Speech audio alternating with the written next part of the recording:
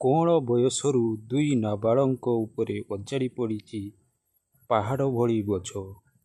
ହସିବା ଖେଳିବା ବୟସରେ ହିଁ ଏମାନେ ହରାଇ ବସିଛନ୍ତି ଜୀବନର ସବୁ ଖୁସି ଆଉ ଆନନ୍ଦ।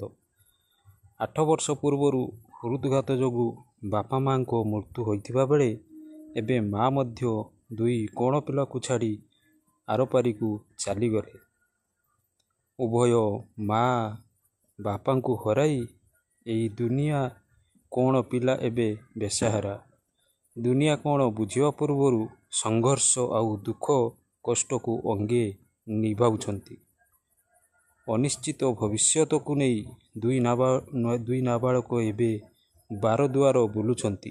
ବାଲେଶ୍ୱର ଜିଲ୍ଲା ଜଳେଶ୍ୱର ବ୍ଲକ ଅନ୍ତର୍ଗତ ଆରୁହା ପଞ୍ଚାୟତ ମଙ୍ଗାପୋଖରୀ ସାହିର ଦୁଇ ନାବାଳକଙ୍କ କରୁଣ କାହାଣୀ ଦେଖିଲେ ଆପଣ ବି କହିବେ, ହେ ଭଗବାନ, ଏମିତି ଦୁଃଖ ଶତ୍ରୁକୁ ବି ନ ଦିଅନ୍ତୁ।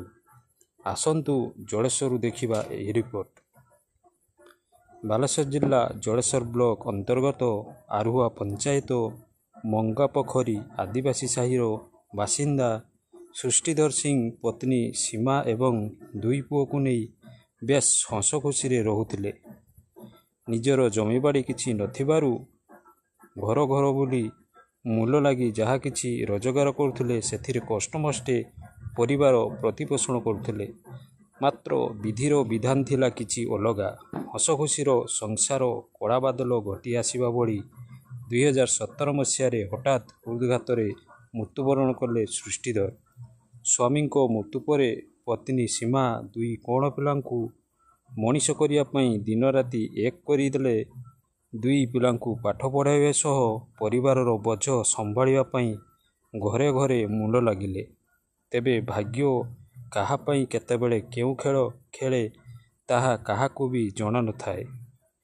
ଗତ 8 ତାରିଖରେ ସୀମା ରାସ୍ତା ନିର୍ମାଣ କାର୍ଯ୍ୟରେ ଶ୍ରମିକ ଭାବରେ କାର୍ଯ୍ୟ କରୁଥିବା ବେଳେ ହଠାତ୍ ତାଙ୍କର ଦେହ ଅସୁସ୍ଥ ହେବାରୁ ସ୍ଥାନୀୟ ଲୋକ ତାଙ୍କୁ ହସ୍ପିଟାଲରେ ଭର୍ତ୍ତି କରିଥିଲେ, କିନ୍ତୁ ସେଠାରେ ଡାକ୍ତର ତାଙ୍କୁ ମୃତ ଘୋଷଣା କରିଥିଲେ।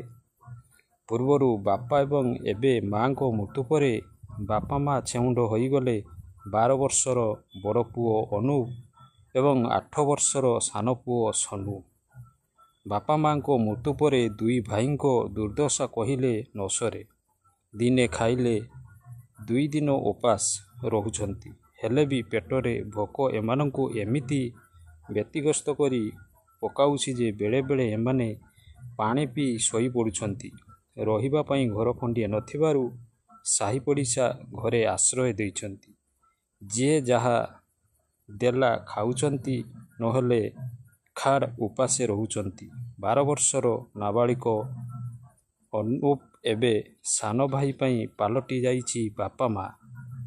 ନିଜେ ଦୁନିଆ କ'ଣ ଜାଣିନଥିଲେ ବି ସାନ ଭାଇର ସବୁ ଅଳି କନ୍ଦଳିକୁ ଶୁଣୁଛି। ନିଜେ ନ ଖାଇ ତାଙ୍କୁ ଖୁଆଇ ଦେଉଛି। ସାନ ଭାଇଟି ମା' କଥା ମନେ ପକାଇ କାନ୍ଦିଲେ ତାଙ୍କୁ ବୁଝାଇ ଦେଉଛି। ଏମିତିକି ମା'ର ଶୁଦ୍ଧିକ୍ରିୟା କରିବାକୁ ଏମାନଙ୍କ ପାଖରେ କାଣି କଉଡ଼ିଟିଏ ନଥିବାରୁ କାନ୍ଦି କାନ୍ଦି ଘର ଘର ବୁଲି ଅର୍ଥ ସଂଗ୍ରହ କରୁଛନ୍ତି ଦୁଇ ନାବାଳକ। ଯିଏ ଯାହା ସାଧ୍ୟ ମତେ ସାହାଯ୍ୟ କରୁଛନ୍ତି। ଏମାନଙ୍କର ଦୁଃଖ ଦେଖି ସାହି ପଡ଼ିଶା ବି କାନ୍ଦି ପକାଉଛନ୍ତି। ଏହି ସମୟରେ ସାହାଯ୍ୟର ହାତ ବଢ଼ାଇଛନ୍ତି ସାମାଜିକ କର୍ମୀ ମାନସ ଧଳ।